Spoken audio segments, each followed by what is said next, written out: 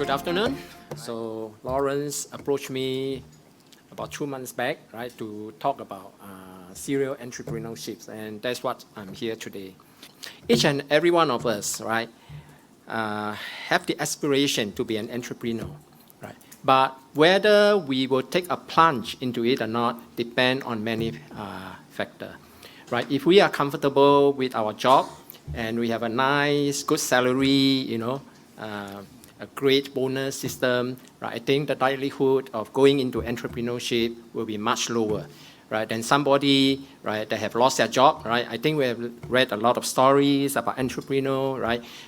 Coming from the background, they've just lost their job, or they just came out from the universities, right? That makes it easier, right? For me, my journey started in 1981, right? After I graduated from Nottingham Trent University, right? I came to Singapore, right? With the invitation from my wife, right? She's a Singaporean. She said that if you want to marry me, come to Singapore, right? Okay, and that's where I've been, right? Since 1981 to now, right? So at that time, I noticed that in Singapore, right, there's a lack of continuing education for the school level from the O level and A level, right? Unlike today's, right, there are only 2 local universities, NUS and NTU, and 2 polytechnic, right? Singapore Poly and Ngee Poly. And you just look at the normal graduates from the O level and A level, you will see easily there are 50,000 students that cannot enter these 4 institutions, right? So unless their families are rich enough to send them or pack them overseas, right, they really don't have an opportunity. So I think with this, that is how Informatics was born, right? We saw, right, a gap, we saw an opportunity, and we went in. So what we have started, right, was great in 1981, but no more relevant today, right? Because today, if you look at the tertiary education system, right, we have more than 5-6 universities, 7-8 polytechnics, and the 3 big ITEs, right? So even if you cannot make it, right, to the university and polytechnic, there's still the ITE, right, to catch you, okay? So, but for Informatics, the journey has not been simple, right? We started as a 2 classroom at P centers, right? Actually, the 6 of us, the founders, we came up with the capital of 60,000. Right, that's how we started Informatics, with a capital of 60,000. But when we listed it in 1993 and when we exited, it was worth 300 million, right? So that's what entrepreneurship is like, right? So if you really make it, right, you can look forward to a very big reward, right? But sadly, not all entrepreneurs make it, right? For everyone that succeeds, there's always many that fail, right? They fail because of many factors, right? Sometimes when we want to be an entrepreneur, we always thought, right, that what we have, the ideas or the vision, like what one of our speakers was talking about, is great, right? But sometimes vision does not turn into reality, right? Because the market is not ready, right? Informatics has failed in some of the things that we have done, right? During the 1990s, right, we actually launched an online education portal called Purple Train. We spent $1 million. We developed the system, but it never took off.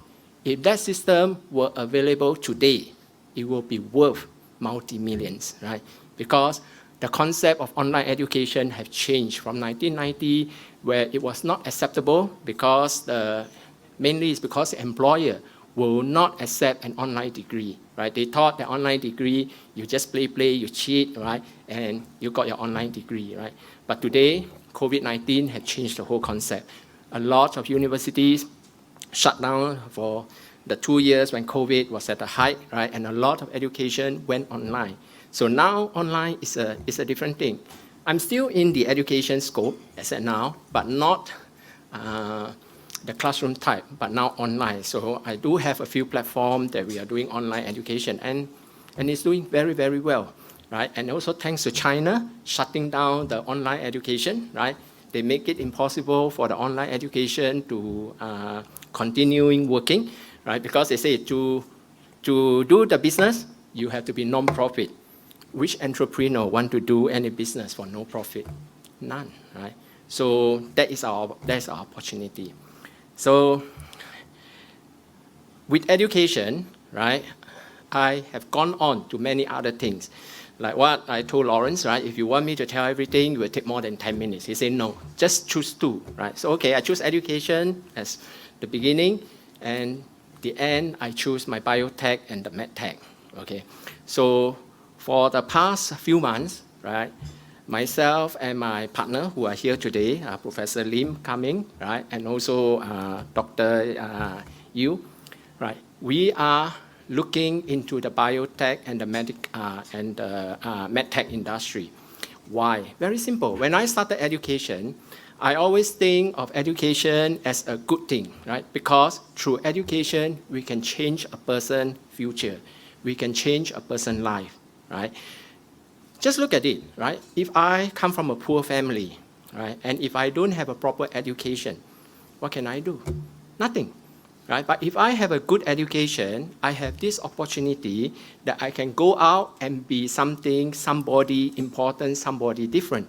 I can be a doctor, I can be an engineer, right? I can be anything. And because of that, right, suddenly from a poor family, right, I have the opportunity, right, to be somebody different. Right? So that's why I like education. And to today, my heart is still with education. I told my children, I have 6 children, by the way, okay? All right. My youngest is only 1 year old, all right?